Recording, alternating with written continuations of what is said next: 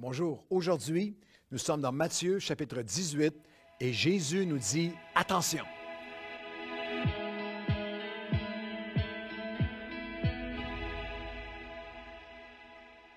Bon matin à tous et bienvenue à votre café matinal. Dans Matthieu chapitre 18, nous allons regarder à 3 attentions de Jésus.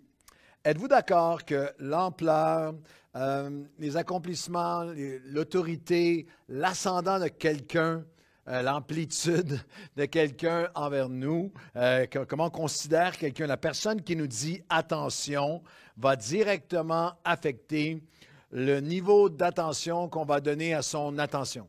Vous me suivez? Je vous donne un exemple très pas spirituel, un exemple d'une autre époque, un exemple pas très glorieux. Je me souviens d'un soir, j'avais 16 ans ou 17 ans, il est 2 heures du matin, on est dans un restaurant, on est 7-8 jeunes idiots qui ont trop bu et on crie, on tire, on casse des choses et 2 ou 3 fois, le gérant vient nous dire « attention » et on l'envoie se balader, on est arrogant, on est plein de on défie tout le monde et je me souviens d'avoir entendu dans mon subconscient, ma part porter attention à des sons de motocyclette. Et il est arrivé un gang organisé au Québec, on dit avec des patchs, c'était des bikers. Et tout à coup, on continue nous à crier, à faire les idiots dans le resto, à se lancer des trucs et tout. Et tout à coup, il y a un gars qui est arrivé, c'était une montagne humaine avec des cheveux comme ça, une barbe comme ça, les tatouages sur ses tatouages et la veste avec le tag. Et lui, là, il a dit un mot, il a dit « attention ». Et avec beaucoup d'autorité, au 7-8 qu'on était, c'est un gars seul. Il a dit, pointez-moi. Il a dit, toi, baisse les yeux, tais-toi, je ne vais plus t'entendre. Et croyez-moi, nous avons porté attention à son attention. Eh bien, aujourd'hui, c'est Jésus qui dit, attention. Le message de Jésus aux 7 églises de l'Apocalypse nous rappelle à quel point nous pouvons être oublieux. Et que nous avons besoin de porter attention aux attentions de Jésus, que celui qui a une oreille entende ce que l'Esprit dit à l'Église. Dans Matthieu 18, il y a 3 attentions, mais ils sont gigantesques. Chacun d'entre eux, si vous me connaissez, chacun d'entre eux pourrait être une série de 6 messages. Alors, je ne peux pas faire autrement que de vous les présenter en grande simplicité, grande sobriété, mais je vous invite à vraiment porter attention, parce que c'est 3 attentions qui sont majoritairement négligées, oubliées ou même reléguées aux oubliettes par nous, comme chrétiens aujourd'hui. La première attention de Matthieu 18, c'est attention à ne pas blesser ce que Jésus appelle les petits. Dans Matthieu, chapitre 18, et à partir du verset 1, en ce moment, les disciples s'approchèrent de Jésus, et le contexte est très important, le contexte est roi ici. Et alors qu'ils lui demandèrent « Qui donc sera le plus grand dans le royaume des cieux? » Et Jésus ayant appelé un petit enfant, le plaçant au milieu d'eux. Et Jésus dit « Je vous le dis en vérité, si vous ne vous convertissez, deveniez comme des petits-enfants, vous n'entrerez pas dans le royaume des cieux. C'est pourquoi quiconque se rendra humble comme un petit enfant sera le plus grand dans le royaume des cieux. Quiconque reçoit en mon nom un petit enfant comme celui-ci me reçoit moi-même. Mais si quelqu'un scandalisait, si quelqu'un a une occasion de chute pour un de ces petits qui croit en moi, il vaudrait mieux pour lui, quelle image, qu'on suspende à son cou une meule de moulin et qu'on le jette au fond de la mer. Wow! Jésus dit, attention de ne pas blesser, mépriser. Un peu plus loin, il dira, dans le même chapitre, bien sûr, chapitre 18, il dira, gardez-vous de mépriser un de ses plus petits. Il y a vraiment tout un avertissement, attention de ne pas blesser, brimer, briser un des plus petits. Le point de départ était qui sera le plus grand? Qui va être le plus grand? C'est en réponse à cette question que Jésus leur donne cette attention. Les Juifs opéraient tout leur système.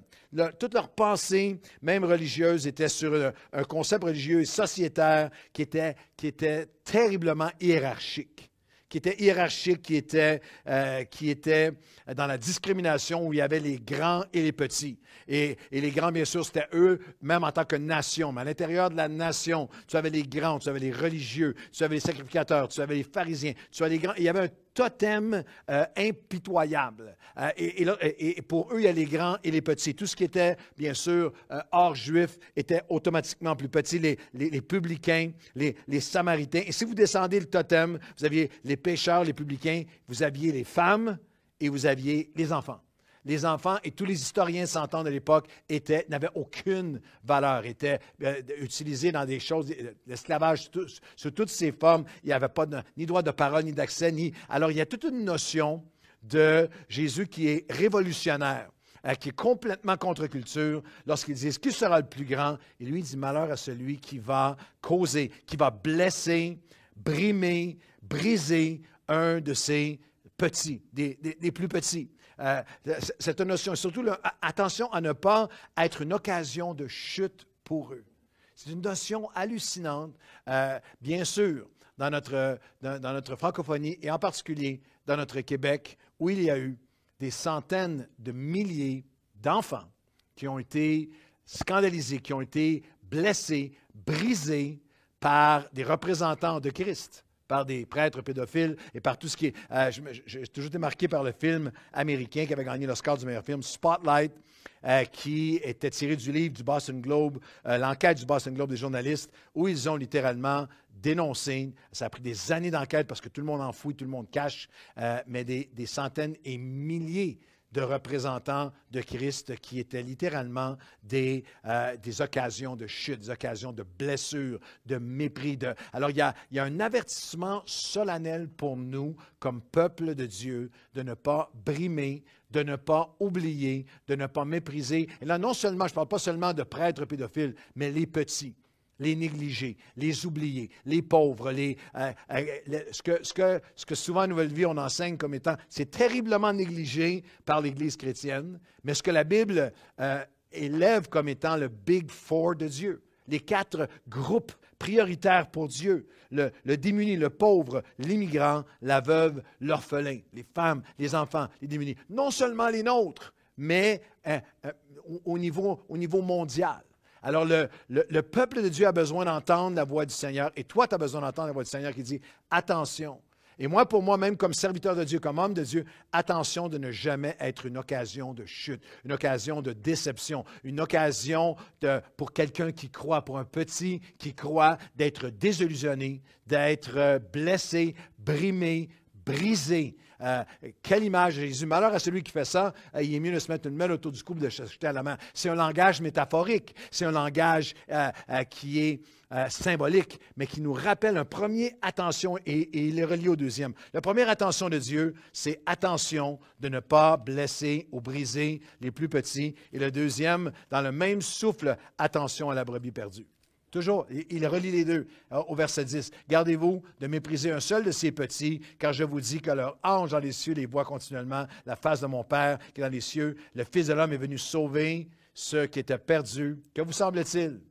Si un homme a 100 brebis que l'une d'entre elles s'égare, ne laisse-t-il pas les 90 autres sur la montagne pour aller chercher celle qui s'est égarée, et lorsqu'il la trouve, je vous le dis, en vérité, elle lui cause plus de joie que les 99 qui ne sont pas égarés. De même, ce n'est pas la volonté de votre Père qui est dans les cieux que se perde une seule de ses brebis, un seul de ses petits. Premier, attention de Dieu, attention de ne pas blesser ou briser ou brimer un des petits. Deuxième, attention de Jésus, attention à la brebis perdue. Dans Luc 15, le même récit, le même montant, au même endroit, il y a une élaboration, non seulement dans le même chapitre de Luc 15, il y a la brebis perdue, mais il y a une pièce précieuse qui est perdue, et il y a les 2 fils qui sont perdus, pas seulement le fils prodigue, mais le fils légaliste dans la maison qui était perdu lui aussi. Et c'est la deuxième attention de Jésus de Matthieu 18.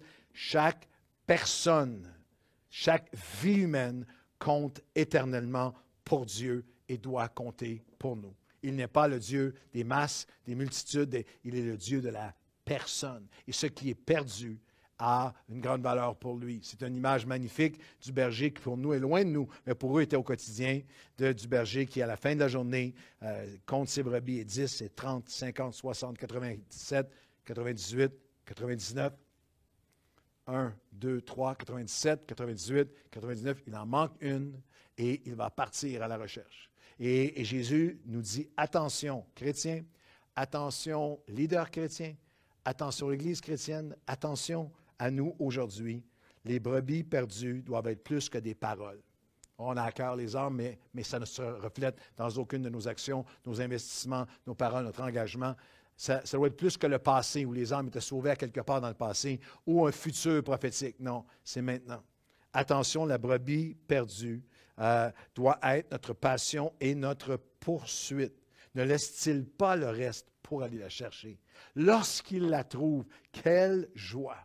La passion. Est-ce que ton Église, mon Église, notre Église est caractérisée par une passion des hommes? Pourquoi Pasteur Claude avait quand même une grande Église à Longueuil? Pourquoi implantation d'Église? Pourquoi multiplier l'implantation? Pourquoi plus? Pourquoi Haïti? Pourquoi le Bangladesh? Pourquoi? Parce que chaque personne compte et parce que chaque brebis perdue est précieuse devant Dieu. Chrétien, est-ce qu'il y a quelqu'un, mon ami, est-ce qu'il y a quelqu'un, une brebis perdue dans ton entourage, que ça fait tellement longtemps que ton cœur a besoin d'être renouvelé? Le mien est là. Moi, j'ai besoin d'être renouvelé pour certaines brebis perdues de mon propre entourage, que sans un renouvellement de l'Esprit de Dieu, il y a quelque chose, nos bras baissent. Mais Seigneur, ramène-nous, laisse-nous entendre ta voix qui dit « Attention ». Attention de ne pas blesser, briser, brimer un des plus petits. Attention à la brebis perdue. Je termine avec le troisième attention de Matthieu 18. Attention, la brebis perdue doit être accueillie par un peuple de pardon. C'est la suite. Tout de suite après l'épisode de la brebis perdue, il y a un des versets les plus mal cités, les plus mal compris de toute la Bible. On le trouve ici dans Matthieu 18, verset 20. Car là où 2 ou 3 sont assemblés en mon nom, je suis au milieu d'eux. Ce verset-là est le verset favori des prédicateurs lorsqu'il n'y a pas beaucoup de monde le dimanche soir. C'est le verset de justification pour les mauvaises assistances. Jésus dit, attention, il y a beaucoup plus que ça. Lorsque 2 ou 3 sont rassemblés, je suis au milieu de vous, c'est ce qui précède qui donne la force. C'est le contexte qui est roi ici. Dans les versets précédents, vous le lirez à la maison, il y a tout un enseignement du Seigneur pour la restauration des relations. Comment on fait pour restaurer des relations, comment c'est précieux. La foi ne se vit pas seule. Il va y avoir une communauté où des conflits vont émerger, c'est humain. Mais voici toute l'attention, voici comment, étape par étape, avec amour et surtout avec pardon, vous allez chercher à restaurer, parce que la brebis perdue doit être accueillie dans une maison de pardon, par un peuple de pardon. Et Pierre est interloqué par toute cette attention aux relations personnelles à l'intérieur du peuple de Dieu et posa la question dans Matthieu 18. Alors Pierre s'approcha de lui, il dit au Seigneur, « Combien de fois pardonnerai-je à mon frère lorsqu'il péchera contre moi? Serai-je jusqu'à 7 fois? » Et Jésus lui dit, « Je ne te dis pas jusqu'à 7 fois, mais jusqu'à 7 fois, 70 fois, 490 fois. » C'est intéressant que Jésus a utilisé le mot « Église » seulement 2 fois dans toute la Bible. Dans le chapitre précédent, pour parler de l'attaque de l'ennemi, des portes de l'enfer, et dans Matthieu 18, au verset 17, il parle des conflits dans l'Église, que s'il y a un frère dans l'Église. Et il y a un lien. L'importance dans le combat spirituel, que c'est un des endroits de combat spirituel les plus ignorés. Mais nous avons besoin d'entendre l'attention de Dieu, la beauté et la base du pardon. Et je réfléchissais à ce texte-là, j'ai lu une citation de C.S. Lewis. Vous savez, on a souvent interprété 7 fois, 70 fois, ça veut dire qu'il faut que je pardonne et que je pardonne jusqu'à, et c'est un chiffre parfait, c'est le chiffre de Dieu, 490 fois offense à chaque jour. Mais C.S. Lewis va plus loin, il dit, Jésus nous dit attention, et il nous appelle à pardonner notre frère non seulement 490 fois pour 490 offenses différentes, mais parfois, ce sera de pardonner 490 offenses de la même personne. C'est une dynamique qui est complètement inatteignable humainement, hors de notre capacité humaine. Et c'est là qu'il y a l'attention à la base, la beauté et la promesse du pardon. Et c'est là que prend son sens le verset 20. Là où 2 ou 3 sont assemblés en mon nom, je suis au milieu d'eux. Jésus dit, si tu es prêt à pardonner, Vous êtes ensemble. Il y a un conflit. Il y a tous les versets précédents. Il y a une dynamique pour essayer de régler un conflit. Vous vous sentez petit, peu nombreux, insignifiant. Ma présence va être là. Mon esprit va être là. Mon esprit va vous donner capacité, va vous donner grâce, va vous donner force, va vous donner sagesse, va vous donner la capacité, oui, non seulement de 490 pardons différents, mais parfois le pardon de Dieu, comme lui envers nous, pour la même offense, la même personne qu'on a pardonnée, qu'on espère maintenant pour le mieux et on pense que ça va mieux. Et déception cruelle, la personne qui retombe dans le même pattern. Seigneur, tu es là au milieu de nous. Alors aujourd'hui, aide-nous à entendre ta voix qui nous dit, attention, attention, Seigneur, j'entends ta voix et que aide-nous. Je m'offre à toi, je te demande, Seigneur, que nous ne soyons jamais une occasion de chute, une occasion de déception, d'amertume, de blessure, d'éloignement d'un seul des plus petits. Attention, Seigneur, aide-moi à entendre ta voix qui dit, attention, je ne veux pas oublier, négliger les plus petits dans ma propre ville jusqu'aux extrémités de la terre. Ceux qui sont oubliés, négligés, vulnérables, ceux contre qui on discrimine, ceux qui sont sans défense et vulnérables, que nous soyons ceux qui entendent ta voix qui dit, attention, attention à la brebis qui est perdue. Et attention que mon cœur, ma vie, notre peuple, nous, le peuple que nous sommes, soyons le peuple de ton pardon. Seulement par ta présence, tu es là au milieu de nous pour nous rendre capables de pardonner comme tu nous as pardonné. Et là, nous serons ton peuple. Nous entendons ta voix qui nous dit, attention, au nom de Jésus. Amen et amen. Bonne journée à tous.